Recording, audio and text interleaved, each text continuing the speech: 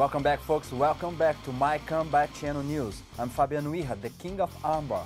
And I'm Heather Storm, the queen of the rear naked choke. Always sounds so much better. Anyway, we got a lot to talk, we got a lot to view and review. We're going to talk about women's fighting today. We're going to talk about some of Ronda Rousey and a lot that's going on with that. We're going to talk about some drug tests coming out clean, like we always do. We like to hear that news. And we're going to talk about the UFC back in Japan, as well as some hacking that went on to the UFC.com. And we're going to go on the history of MMA with some great interview with Pat Military. That's right. There we go. So starting out, we have the queen of the armbar. She does exist. I don't know how she got that. I'm the king. I never You need to meet the queen. Her. So how she got that queen? Has nothing to do with you. Some things don't. I know, it's sad. Just move it on. Let's move it on. She's doing good. Anyway, she's got all the fights on the first round by armbar. But what's going on? She's going to be the first woman to join UFC. Perhaps. She's the first person to tweet that she was joining UFC as a woman. Miesha Tate's not so happy about that, but regardless, I mean, there have been huge steps for women in MMA, and Ronda is just an example of the steps that they've been taking and the leaps that we've made, and it's huge. Well, but again, she's not the only one. I think she is, she's doing great. She's very good looking. And they help. They help. Believe me, they help. They'll help on the guys. Why not on the girls? The guys that being around, that they walk in very good shape and they look good. For sure. They, let's go a little bit back. Let's say Oscar De La Hoya, example, on boxing. Why Oscar De La Hoya was able to sold out, and he was able to sold out to a lot of females. Because they want to see him. Was a good-looking white boy. Right, publicity. The more publicity you can make. And she talks a lot, too. I mean, she has a tendency to call out the fighters and say, you know what? And that's part of it. It brings publicity to the sport. It brings publicity for herself. And she's done a great job for women in MMA. I mean, she won the Olympic gold medal in judo in 2008. This isn't a person who isn't trained. I mean, this woman is trained to the T. So, the problem is, Miesha Tate is not happy if, Ronda getting all the credit. Well, of course not. She beat her ass. Well, but the point is, the credit should be split into all the good, the good female fighters that be around. I'm particular big, huge fan of Gina. Yeah, for sure. Gina also, in my opinion, she used to be one of the most good-looking girl. Oh yeah. On the fight. She's hot, okay, for she's sure. very hot. Yeah. Like I have a pressure to do like a video with her. And like first of all, we started like on the training section, and she was not that hot. Definitely, good punching, good kicking, everything on that on that particular case. And then we have another scene that we're supposed to be dressed up. And when she came out of the locker room, I was like, holy crap. Who is this girl? It's like, where'd that come from? Whole nother girl. And yeah, it was like, again, she's moved over. She's on the movies now.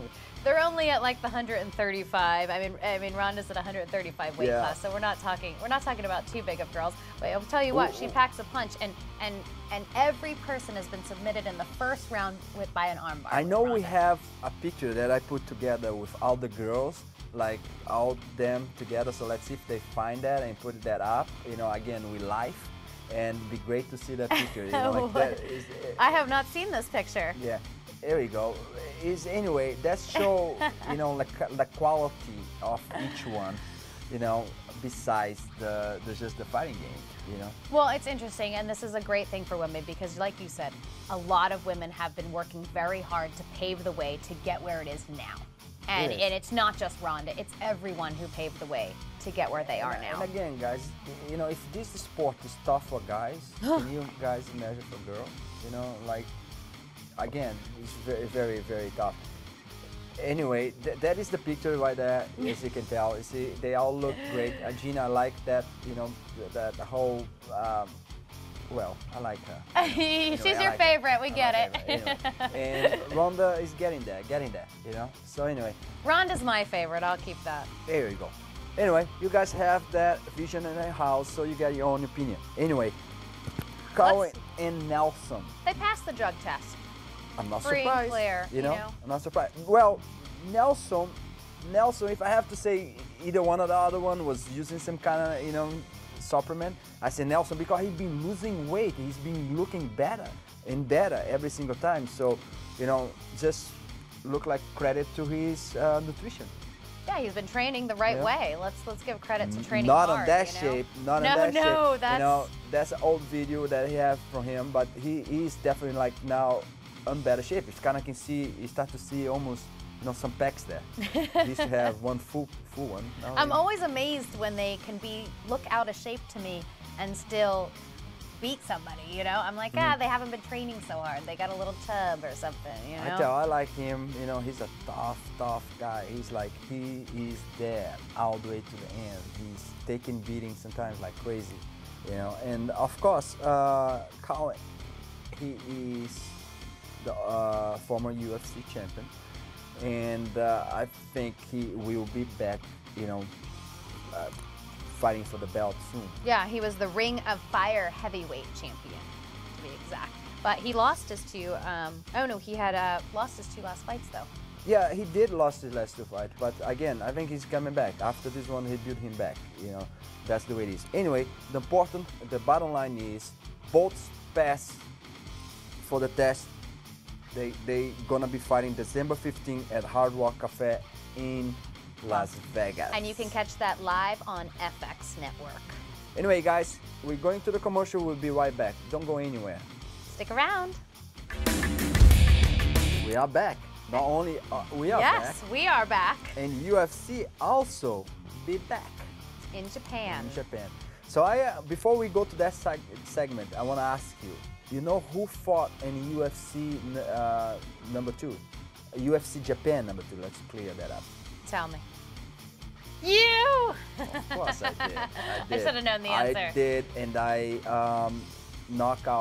was able to knock out Daju Takazi. It was a Japanese guy, and I'm half Japanese. I was just going to say, you're half Japanese too. Yeah, but he was full Japanese, so it was full blood against half blood.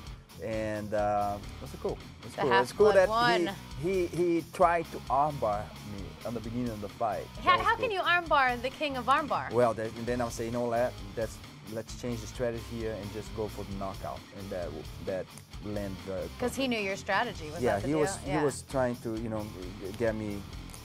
He's like, I know what his deal. Yeah, I'm not going to his guard. I'm not going anyway. I mean, that's what it seems like these days. I mean, it's gotten so technical with MMA. It used to be like, okay, one guy's a wrestler, you're a kickboxer, you're jiu-jitsu. Yeah. Now it's like everybody's pretty well-rounded, and it's gotten really technical, studying the moves, training against guys who mimic the moves of your opponent. I mean, it's crazy to me. It's like, why now we got a lot of videos in the, you know, library of fighting videos that you can go, you know, through. Before we didn't have that, right? You know, so before it was just kind of like, sometimes you ask around, say, well, you know what this guy's good to. What is he like? You know, and now, of course, in these days, you'll be able to find some kind of video, some kind of base to take on. So it seems like it's taking the sport to a whole new level. It's taking to a definitely whole new level.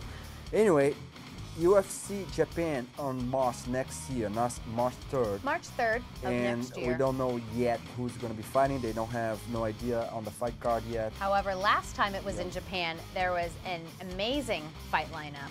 Yeah. And they're expecting that it's probably going to be similar. It's going to be, guys, Japan is the house of Pride. Pride belongs to UFC now. So UFC not gonna let that down. So it's gonna be a good show. Yeah, Japan has a history with fights. I mean, they're gonna make it everything they dreamed of. We're talking about, you know, place that fill up 95,000 seats. Right. So, well, and then Japan's just the beginning, right? We had China just happen. We have Japan. India. UFC is going to continue to migrate throughout Asia as the years go on. I mean, that's their plan, to expand. Yes. So Dana White just had a little fight against something very unusual. He had a fight with a 15-year-old. 15 years old. Can you believe that? Both put the gloves on and it went nuts. Not really. Not really.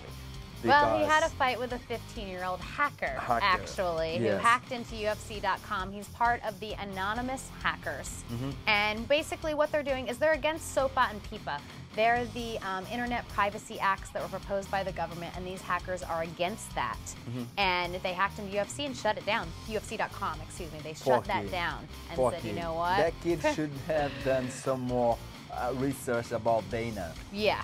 Dana doesn't mess around. He's got it coming to him now. Very personal, my friend. As you know, I know that you're not going to be able to touch any computer till you become 21 years old. Yeah. He has 6 years of banned from any internet access, any computers, unless his probation officer says he can use a computer. I mean, that's technology. He's going to miss out on 6 years of technology. It's not just, I don't have internet. It's, I'm an amazing computer genius, and now I can't use my talent. How that kid could be using his talent to, you know, making a lot of money. Let's strike a little deal here on the side. Anyway, kid, you're not going to be able to see us only if you have TV. You're not going to be able to see us on the www.mycombatchannel.com. I don't think he's going to be watching UFC, though. I think he's going to be pretty pissed off. Anyway, let's bring some glamour and some more information. Let's bring some sexiness to this. Sexiness. And let's bring the countdown. Everyone, this is Erin Gales, and this is your top 10 middleweight division. At number 10, we have Yushin Okami.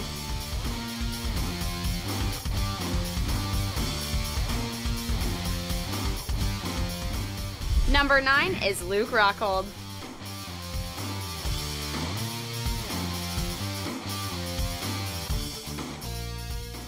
Number 8, Brian Stann.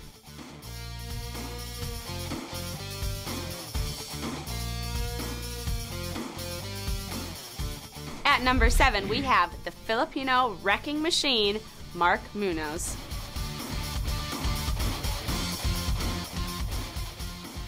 At number 6, we have Tim Boetsch.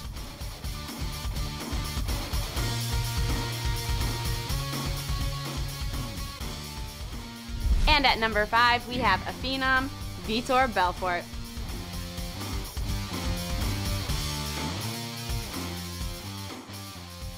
At number 4, we have Michael the Count Bisping.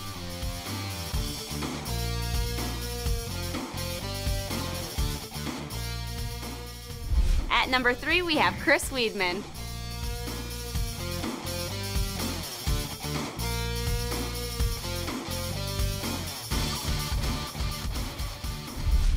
Number 2, Chael Sonnen.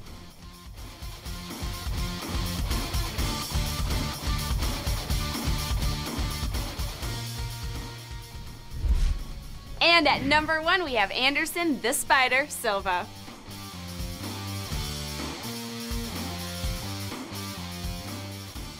Thank you for watching. I'm Erin Gales, and that was your top 10 middleweight division. She's always look good. I don't know why. And she's so sweet too. She is. She's a great girl. So anyway, Dominic Cruz. Yeah, we talked about him last time. Last time? He was doing the pace car driving. Yep. For the NASCAR. Look what happened. And now he got sponsored. I mean, that's what you do.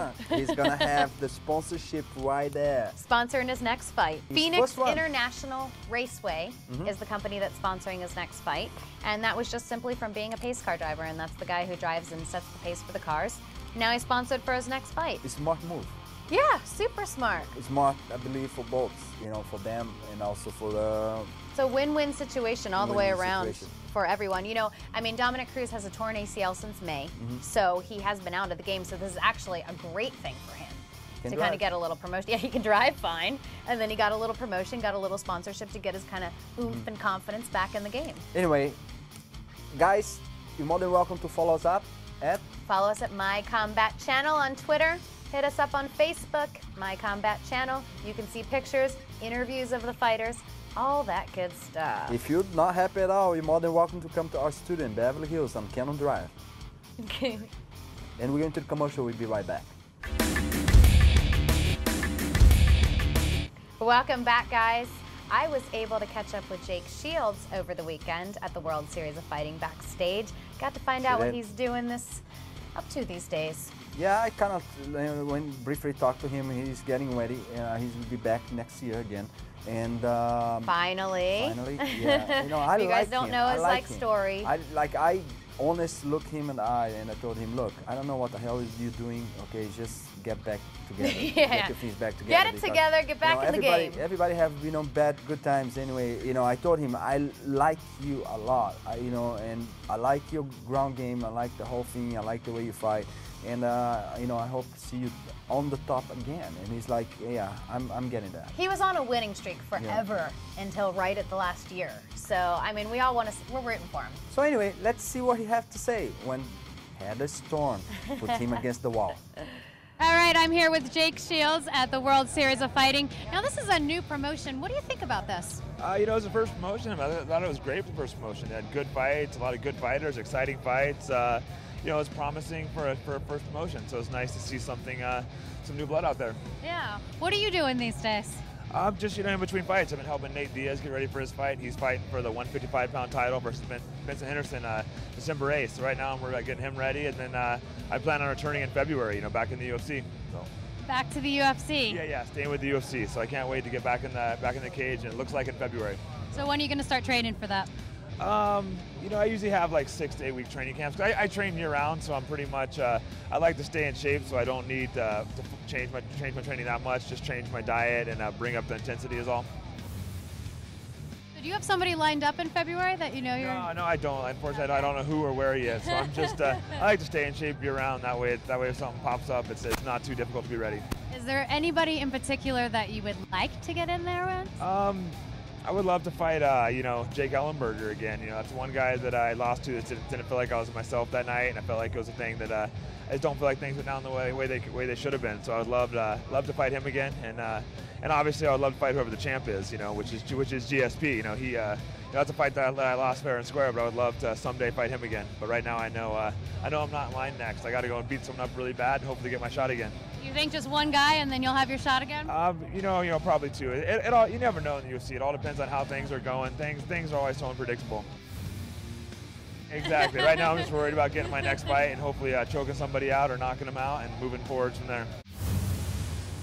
That was cool. I like that. He's a cool guy. I like him a lot. Yeah, really good guy. And we have another good guy. That I interviewed at the fight. We're going to a little history of MMA. We can say that because Pat Miletich, that's exactly the guy that Heather Storm have a chance to interview him. And you did interview him between fights. I did. He just happened to be there catching up on the fights. And if you don't know who Pat Miletich is, I mean, this is a retired he's a retired mixed martial artist. And he does a lot of sports commentating. He also does some training of combative techniques for law enforcement, and he's been doing that for a long time. He's like super into it. He's not doing commentaries for my combat channel because he's not better looking than me. Anyway, I was able, I told him when we were there that I was lined up to fight him, a bunch of times. Were you? Yeah, a bunch of times. But it never happened. Never happened. So anyway, what happened is the interview. Check it out. I'm here at the World Series of Fighting with Pat Miletich, MMA legend. And tell us what you're up to these days. Doing a lot of commentary, working with Showtime Sports, CBS Showtime, ESPN a little bit also, and Access TV, which I just called a show last night here in Las Vegas.